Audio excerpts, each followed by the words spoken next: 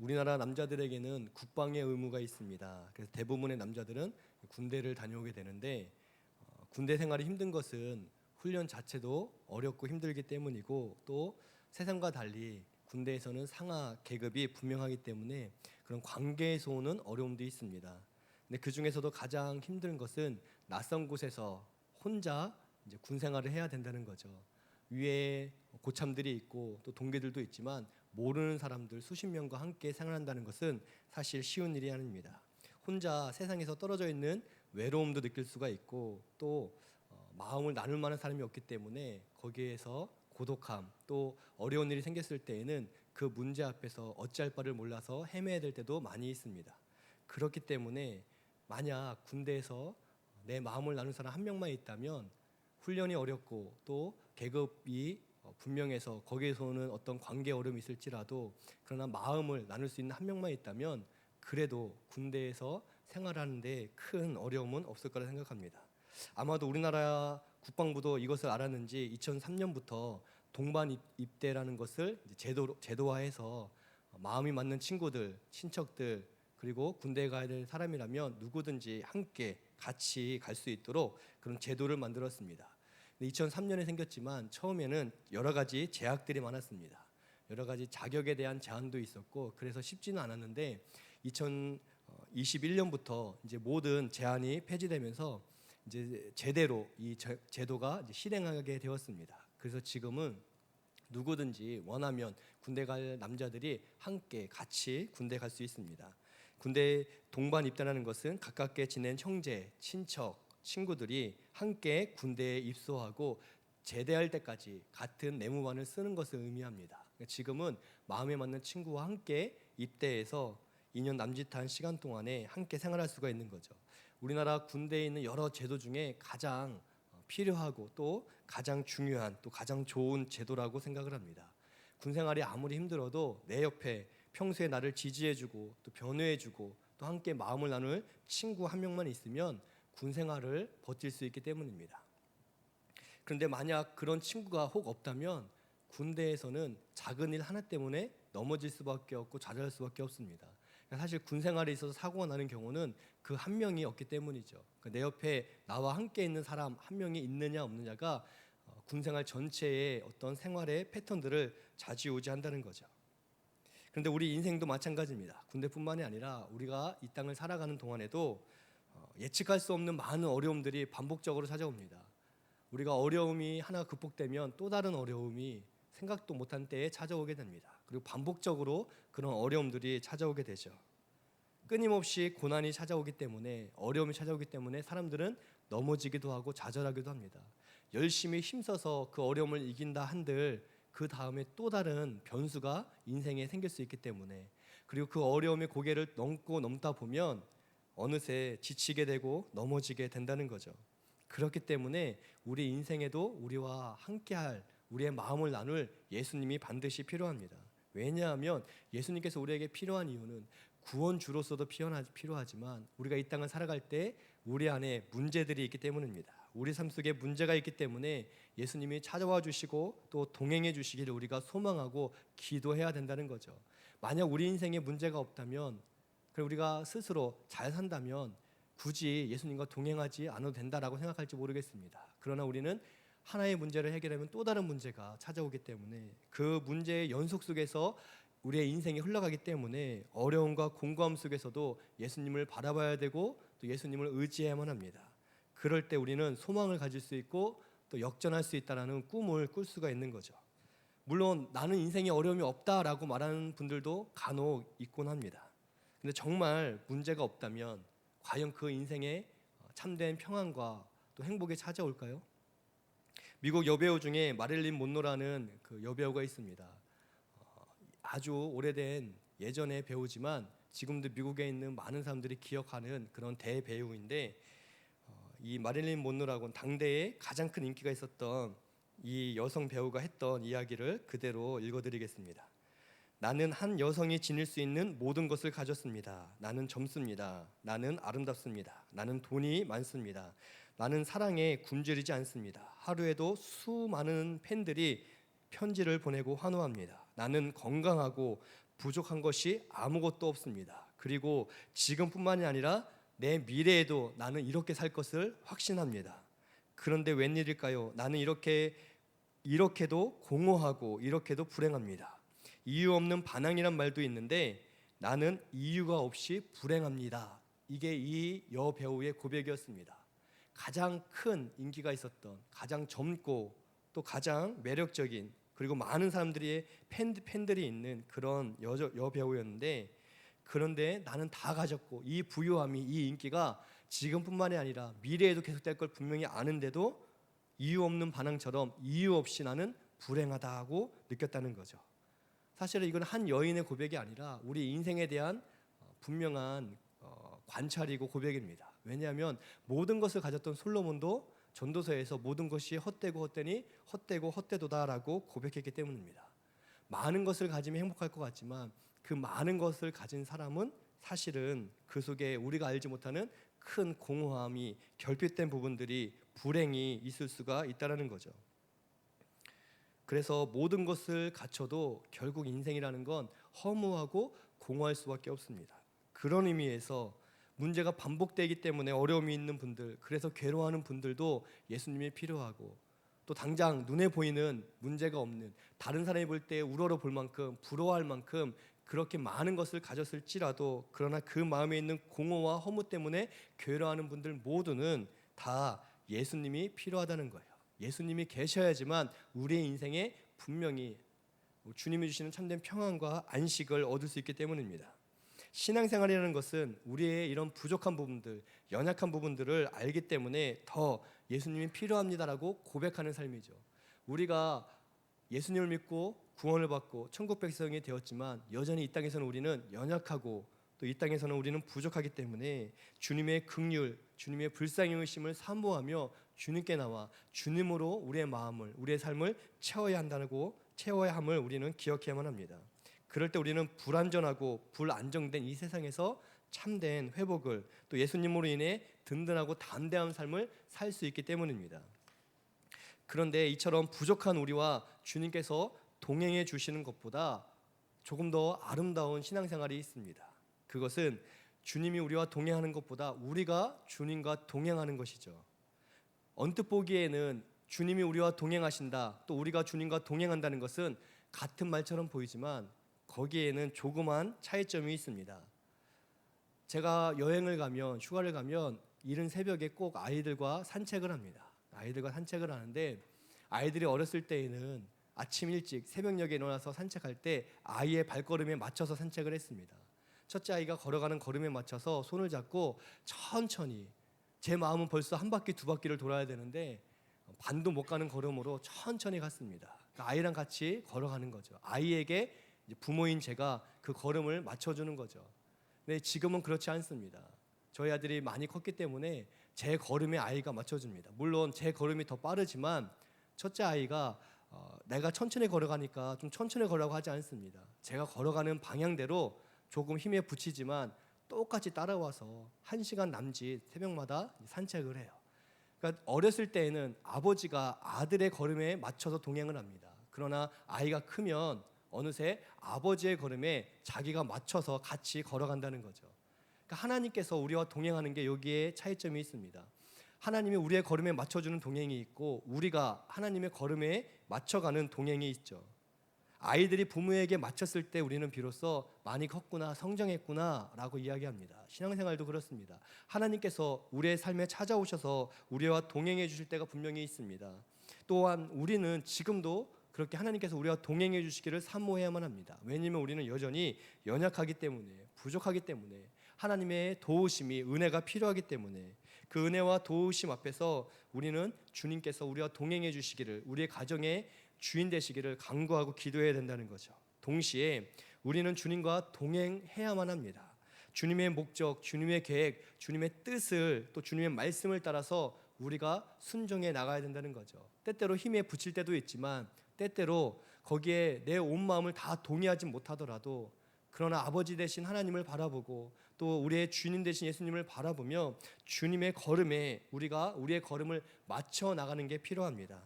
그럴 때 우리는 나 중심의 신앙을 넘어 예수님 중심의 신앙생활을 할 수 있기 때문에 그렇습니다. 예수님 중심의 신앙생활은 사실은 제자에 대한 이야기라고 생각을 합니다. 몇몇 신학자들은 디모데 전서 후서에 대해서 제자도에 대한 말씀이다. 다른 서신서들보다 제자가 누구인지 또 제자는 어떤 삶을 살아야 되는지를 가르쳐주는 그런 성경 말씀이다라고 주장을 하는데 일면 일리가 있는 말씀입니다. 왜냐하면 우리가 예수님을 믿고 구원을 받아 신자가 되었는데 그런데 신자로서 머물지 않고 그러니까 신자, 믿는 자로서 그냥 거기서 끝나는 게 아니라 거기에서 더 적극적으로 예수님을 따르는 제자가 되어야 된다는 거죠.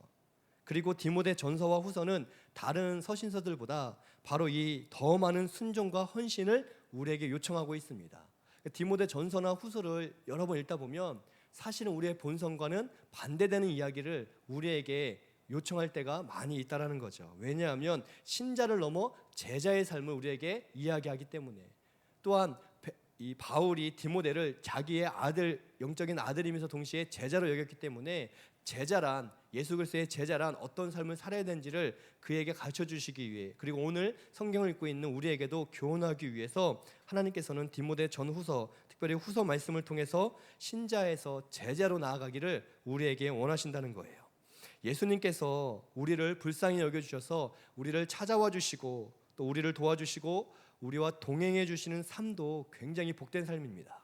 우리가 힘들고 어려울 때 예수님을 의지하고 예수님의 힘으로, 예수님의 도우심으로 일어나고 소망을 갖고 또 승리하는 삶으로 나아가는 것처럼 복된 인생이 없습니다. 예수님께서 우리 삶에 찾아오셔서 막혔던 문제를 해결해 주고 또 우리 마음의 공허감을 평안으로, 위로로 또 하나님 나라로 채워주는 경험을 하는 것, 우리가 얼마든지 간증하고 자랑할 만한 귀한 일입니다. 그런데 그걸 거기에서 나아가서 우리가 예수님을 따르기 위해서 결단하고 예수님을 닮아가기 위해서 순종하고 또한 예수님 앞에 우리의 삶을 다 드려 헌신하여 주와 동행하는 삶을 사는 것은 사실은 훨씬 더 깊은 이야기이고 또 훨씬 더 귀한, 하나님 앞에 중요한 일이라는 것을 우리는 꼭 기억해야 된다는 거죠. 예수님을 따른다, 닮아간다, 또 예수님과 동행한다는 것은 단순하게 말하면 사실은 복음을 전하는 삶입니다. 왜냐하면 예수님께서 이 땅에 오셔서 하신 일이 복음을 전하시는 일이었고 또 예수님은 복음 중심의 삶을 사셨고 예수님 자신이 복음 그 자체였기 때문입니다. 우리가 신자로서 예수님을 닮아 기도할 수 있고 신자로서 예수님을 닮아 하나님께 예배드릴 수 있습니다. 신자로서 어려운 일을 도울 수도 있습니다. 그러나 제자가 된다는 것은 예수님이 하신 그 일을 내가 비록 내 본성은 또 내 마음은 다를지라도 예수님을 따라가고 닮아가는 것을 의미하는데 그 일이 바로 복음 전하는 일이라는 거죠. 예수님께서 복음을 전하셨고 복음 그 자체이셨는데 그 귀한 사명을 오늘날 신자인 우리에게 맡겨주셨다는 겁니다. 그래서 바울 사도는 디모데 후서를 통해서 특별히 이 복음에 대해서, 복음 전하는 삶에 대해서 우리에게 강조해주고 있습니다. 우리가 예수님을 믿어 구원을 받았는데 구원받은 것 그대로 머물러 있지 말고 그냥 구원받은 것 그걸로 인해 감사하고 기뻐하는 것 거기서 머물러 있지 말고 적극적으로 나를 구원하신 그 놀라운 은혜, 그 복음을 기억하며 그 복음을 선포하고 전하는 삶을 살아야 된다라고 오늘 성경에서 우리에게 도전하고 있습니다. 참된 제자란 예수님을 닮아가는 거죠. 예수님이 스승이시기 때문에 예수님의 그 본을 닮아 나아가야 된다는 겁니다. 오늘 말씀 8절에 보니까 바울이 디모데에게 말하기를 내가 전한 복음대로 다윗의 씨로 죽은 자 가운데서 다시 살아나신 예수 그리스도를 기억하라 라고 권면하고 있습니다. 내가 전한 복음대로, 이 복음의 내용이 그 뒤에 나와 있는 내용이죠. 예수님께서 우리를 위해서 십자가에서 돌아가시고 또한 부활하셨다는 사실, 이것이 복음의 내용입니다. 이것이 복음의 전부입니다. 예수님이 죄인 된 우리를 위해 이 땅에 오셔서 우리 대신 십자가를 지시고 그리고 부활하셔서 승리하셨다는 것, 그리고 우리를 구원하셨다는 것, 이 복음대로 예수님이 정말 삶으로 살아내셨음을 우리가 기억해야 한다고 가르쳐주고 있습니다. 우리의 죄를 위해 죽으셨지만 부활하여 승리하신 그 예수님, 그 복음 자체이신 예수님을 우리가 기억하라라고 이야기를 하고 있어요. 지금 이 디모데 후서를 기록할 때에는 바울은 로마 감옥에 갇혀 있었습니다. 두 번 감옥에 갇히는데 첫 번째 감옥은 사도행전 28장에 나와 있어요. 가택연금이었습니다. 그 집 안에 갇혀 있는 거예요. 지금도 로마에 가보면 바울이 갇혀 있었던 가택연금 장소가 지금도 관광지처럼 되어 있습니다. 그러니까 바울이 일반 집에 그 집 안에만 있었으면 괜찮았어요. 나가지만 않으면 집 안에서 얼마든지 자유롭게 생활할 수가 있었습니다. 그래서 복음을 궁금해했던 사람들이 사도행전 28장에 보면 이제 그 가택으로 찾아오는 장면들이 나오고 집으로 찾아온 사람들을 누구든지 바울이 환대하고 또 복음을 전하는 장면들이 기록되어 있습니다. 그러다가 이제 풀려난 바울이 네로 황제 때 이제 두 번째 갇히게 되는데 그때에는 1차 가택연금과 달랐습니다. 이 디모데의 후서를 기록할 때에는 정치인들, 특별히 로마 죄수들이 수감된 감옥에 정말 갇히게 되었습니다. 가택연금과는 완전히 다른 이야기죠. 죄수들 그리고 정치인들 그리고 중재인들이 갇혀 있는 감옥에 갇혀 있었습니다. 비참하고 초라한 일이었죠. 많은 사람들이 가택연금이었던 바울이 풀려났을 때에는 하나님께 찬양했었습니다. 그리고 하나님께 감사했고 또 가택연금 중에도 복음을 전했기 때문에 거기에서 많은 로마 시민들이 예수님을 믿게 되었습니다. 그러나 그가 가택연금을 넘어 자유하게 됐을 때는 함께 기뻐했지만 시간이 흘러 다시 중재인이 되어서 중재인들이 갇히는 감옥에 갇힌 때에는 많은 사람들이 바울을 떠나게 되었습니다. 바울 홀로 감옥에 남겨지게 되었던 거죠. 동역자들이 많이 떠났습니다. 초라할 대로 초라해진 바울이었습니다. 그때 바울이 그 감옥에서 그럼 무엇을 했는가 했을 때 바울은 예수님을 기억하고 있었다는 거죠. 그래서 디모데에게도 예수님을 기억하라, 복음의 주인이신 예수님을 바라보라, 죽었다가 그러나 다시 사신 예수님, 승리하신 예수님을 기억해야 한다라고 바울 스스로가 그렇게 살았고 또 디모데에게도 그것을 가르쳐주고 있었습니다. 그 이유는 하나님을 위해서 복음을 전했지만 헌신하고 또 순종했지만 여전히 세상에서는 어려움이 찾아오기 때문입니다. 하나님을 위해서 순종하고 복음을 전하면 많은 아름다운 열매가 맺어질 줄 알았는데 그것뿐만이 아니라 로마에서 바로 이처럼 바울이 감옥에 갇히게 되고 동역자들의 어떤 돌아섬을 볼 수밖에 없는 그렇게 철저히 홀로 남겨진 상황이 오기 때문에 나를 위해서 그러니까 형통함보다는 고난과 괴로움이 더 많이 찾아올 때가 있었기 때문에 그때에 그렇게 낙심될 순간에 그렇게 복음을 전하다가 마음이 다 무너질 만한 순간에 그때 복음의 주인이신 예수님을 기억해야 된다라고 가르쳐주고 있었습니다.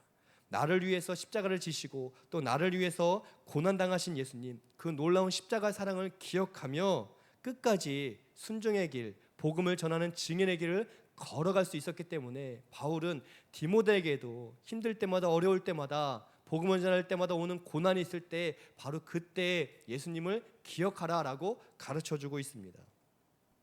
우리는 신앙생활하면서 예수님을 늘 기억하고 또 기억한다는 것은 고백하는 것을 의미하는데 기억하고 고백한다고 생각하지만 사실은 우리가 신앙생활하면서 예수님을 놓칠 때가 많이 있습니다. 많은 사람들이 신앙생활하면서 시험 드는 이유는 시험 그 자체가 무겁고 또 우리의 마음에 큰 어떤 아픔을 주기 때문이라기보다는 시험 당할 그때 내 마음에 예수님을 놓치고 있어서이기 때문일 때가 훨씬 많습니다. 예수님을 놓친다는 것은 예수님을 기억하지 못하고 있다는 거죠. 예수님을 기억한다는 것은 어떤 의미입니까? 내가 죄인이라는 사실을 인정하는 거예요. 근데 우리가 신앙생활하면서 내가 죄인이라는 사실을 놓칠 때가 많이 있습니다. 우리가 예수님을 믿어 의인된 것은 맞지만 그래서 예수님이 또 우리를 의인으로 불러주신 것도 맞지만 그러나 우리는 우리 자신이 안에 죄성이 있기 때문에 내 내면에 있는 이 죄의 쓴뿌리들 여전히 옛사람이 사로잡혀 있는 이 마음들을 알기 때문에 우리는 죄인이라는 사실을 기억해야 된다는 거죠. 예수님을 통해서 구원받았지만 의인되었지만 불쑥불쑥 옛사람이 살아나고 있는 여전히 그 죄의 유혹 앞에 노출되어 있는 연약한 한 명의 사람인 것을 기억해야만 합니다. 근데 많은 사람들이 죄인인 것을 다 잊어버리고 마치 그거는 과거에 어렸을 때 일이고 지금은 나는 완벽한 사람, 지금 나는 완전한 사람, 지금 나는 의인인 사람, 나는 신앙생활을 잘하고 있다라고 생각하기 때문에 어느새 예수님의 그 복음의 능력을 잊어버린 채 살기 때문에 그래서 신앙생활을 하다가 돌아설 때가 시험될 때가 많이 있을 수밖에 없습니다. 내가 죄인인 것을 기억하는 게 왜 중요하냐면 이 죄인인 나를 위해서 예수님이 끝까지 인내하시고 참으시고 고난 당하시고 그 복음의 능력 안에서 내가 새 사람이 되고 내가 잘해서 의인된 게 아니라 예수님이 나를 의인으로 칭해 주셨기 때문에 내 죄를 다 담당하셨기 때문에 예수님의 의가 내 안에서 내 의가 되었기 때문에 그 놀라운 십자가 사랑을 기억할 수 있기 때문에 예수님을 기억할수록 예수님의 그 십자가의 복음을 기억할수록 우리는 겸손해질 수밖에 없고 하나님 앞에 내 욕심을 내려놓을 수밖에 없고 주님의 말씀과 뜻 앞에 온전한 순종을 드릴 수밖에 없다라는 거죠. 특별히 복음을 전할 때에도 열심을 낼 수가 있습니다. 왜냐하면 복음만이 바로 이처럼 죄인된 우리를 의인으로, 죽어야 될 우리를 생명으로 옮겨주셨기 때문에 이 놀라운 복음을 경험하는 것에 끝나지 않고 복음을 전할 수밖에 없다라는 거죠. 그래서 바울은 예수님을 기억하라. 죽었지만 살아나신 예수님을, 이 복음의 주인 되신 예수님을 우리가 기억하며 신앙생활할 때 참된 순종으로 나아갈 수 있다라고 가르쳐주고 있습니다. 9절에 보니까 9절과 10절에서 바울은 자신의 이야기를 이제 이야기해주고 있습니다. 복음으로 말미암아 내가 죄인과 같이 매이는 데까지 고난을 받았다. 지금 감옥에 갇히고 또 매여 있고 고난을 당하고 있습니다. 그런데 10절에 보니까 그런데 그렇게 한 이유가 있는데, 고난을 받으면서 참는 이유가 있는데, 내가 택함 받은 자들을 위하여 모든 것을 참음은 그들도 그리스도 예수 안에 있는 구원을 영원한 영광과 함께 받게 하려 함이라. 바울이 지금 억울하게 복음 전하다가 죄가 없음에도 그러나 감옥에 갇히게 되고 고난을 받고 있었습니다. 그런데 그것을 왜 참고 있냐면 택함 받은 자들을 위하여, 주께서 구원하기 위해서 택하셨을 사람들, 이 사람들도 끝까지 복음을 전해서 이 사람들도 구원을, 그리스도 예수 안에 있는 구원을 영광 가운데 받도록 하기 위해서 내가 참고 있다, 인내하며 그들과 맞서지 않고 싸우지 않고 여전히 복음을 전하고 있다, 이 고난을 감당하고 있다라고 고백하고 있습니다. 예수님이 그렇게 하셨죠. 예수님께서 한 영혼을 위해서 십자가 고난을 끝까지 감당하셨습니다. 죽기까지 감당하셨습니다. 바울 사도가 지금 그 예수님의 본을 닮아서 고난 가운데 순종하며 복음을 전하고 있다는 거죠. 왜냐하면 택함 받은 자들, 하나님께서 택하신 그 사람들, 바울도 누군지는 잘 모릅니다. 그렇지만 내 앞에 있는 사람을 하나님이 택하셨을 가능성이 있기 때문에 그 한 명의 사람도 소홀히 여기지 않고, 비록 그 사람이 나를 때리고 그 사람이 나를 고발하고 그 사람이 나를 감옥에 가두기도 하고 또 고난을 준다고 해도 내가 그 사람을 미워하거나 싫어하거나 복음 전하는 것을 멈추지 않고 끝까지 참음은 그 사람도 예수 안에 있는 복음을 통해 구원받게 하기 위해서, 그러니까 바울의 모든 생각과 마음과 관심이 이 복음 전파에, 영혼 살리는 데 있었다는 거죠. 바울이 위대한 이유는 그가 오랜 기간 선교 여행을 다녀서가 아닙니다. 그가 많은 열매를 맺었기 때문에 위대한 게 아니라, 바울은 이처럼 한 영혼을 주님께서 택하셨을지도 모를 그 한 사람을 위해서 그가 고난까지도 오래 참으며 그 한 명에게 끝까지 복음을 전했기 때문에, 그는 복음의 사람으로 마지막까지 서 있었기 때문에 그 사람은 위대한 사람이라는 거죠. 우리가 닮아야 될 사람이라는 겁니다. 많은 성과가 있어서가 아니라, 그가 주님께 많은 것을 들어서가 아니라, 그는 예수님의 마음으로 한 사람을, 한 영혼을 귀하게 보았기 때문에, 우리는 누가 하나님께서 택하신 사람인지 모릅니다. 그렇지만 모르기 때문에 만나는 누구에게도 그 사람이 혹시 택함 받은 사람일 수 있기 때문에 우리는 바울과 같이 한 영혼을 사랑하신 예수님의 마음으로 그 사람에게 복음을 전파해야 되는 책임, 또 그런 제자의 삶이 우리 가운데 있어야만 한다는 거죠. 바로 그럴 때, 바로 그런 삶이야말로 나 중심이 아니라 예수님 중심의 삶, 주와 동행하는 삶인 것을 믿습니다. 우리가 나와 동행하시는 하나님께 감사하되 또한 나 역시 내 삶은, 내 마음을 들여 주와 동행하는 이 거룩하고 기쁜 길을 걸어가기를 소망합니다. 11절에 보니까 바울이 그러면서 찬양하기를, 미쁘다 이 말이여, 우리가 주와 함께 죽었으면 또한 함께 살 것이요, 참으면 또한 함께 왕 노릇할 것이요 라고 그가 기쁨 중에 고백하고 있습니다. 신실하다, 또 놀랍다, 믿을만하다 라고 감탄하면서 말하기를, 우리가 복음 안에서 주와 함께 죽으면 함께 살 것이다, 이것을 분명히 선포하고 있습니다. 우리가 주님을 위해 내 삶을 다 드리고 주님의 기쁨 되기 위해, 주의 영광을 위해서 우리가 그 고난의 자리까지 나아간다면 주와 함께 죽는다고 해도 결국 주와 함께 영원한 삶을 살 것을 그가 분명히 믿음으로 고백하고 있습니다. 또 12절에 또한 참으면 고난이 있지만 그러나 주님을 위해 내가 참고 인내하며 끝까지 믿음의 길 증인의 길을 걸으면 함께 마지막 날 왕 노릇할 것이다. 하나님께서 하나님 나라에서 큰 상급으로 분명히 우리의 믿음을 칭찬하실 것이다 라고 그가 고백하고 있습니다. 복음을 위해서 나를 죽이고 순종하는 사람이 주님과 영원한 삶이 보장되어 있다는 거죠. 또한 주님을 위해서 고난을 참고 견디는 사람만이 하나님 나라에서 하나님 주신 놀라운 상급을 받을 수 있다라고 분명히 이야기해 주고 있습니다. 우리가 복음을 전한다는 것은 때때로 부담스러운 일이 되고 또 어려운 일일 때도 분명히 있습니다. 바울도 그랬습니다. 그렇지만 바울은 나와 함께 하신 하나님이 너무 감사해서 그 하나님과 나도 함께 있기를 원했습니다. 나의 인생에 찾아오셔서 나를 도와주신 그 하나님께 너무 감사해서 이제는 하나님의 나라와 의를 위해 그 영광을 위해서 그의 모든 삶을 다 드렸습니다. 우리도 그렇습니다. 우리도 복음을 전하는 게 부담되기도 하고 어려운 일일 때도 있지만 그러나 그 일은 구원받은 사람만이 할 수 있는 특권이기 때문에 다른 사람은 이 일을 할 수가 없습니다. 그러나 우리가 구원받았기 때문에 구원받은 사람에게만 주시는 하나님의 특별한 사명이기 때문에 또 하나님께서 기뻐하는 여러 사역 중에 가장 기뻐하는 사역, 한 영혼을 구원하는 사역이기 때문에 우리가 어느 자리에서 누구랑 있던 한 영혼을 향한 이 아버지의 마음을 가지고 혹 주께서 택하셨을지도 모를 그 영혼을 위해서 깊은 인내 속에서 끝까지 복음을 전하는 삶 살기를 소망합니다. 하나님은 그 신실한 믿음을 통해 복음이 증거되고 또 그렇게 복음을 전할 때마다 아름다운 열매로 하나님께서 영광 받으심을 믿습니다. 이런 신실한 믿음 안에서 주님을 위해 이제는 주님과 동행하는 것을 결단하고 또 순종하는 우리 모두 되시기를 예수님의 이름으로 축복드립니다.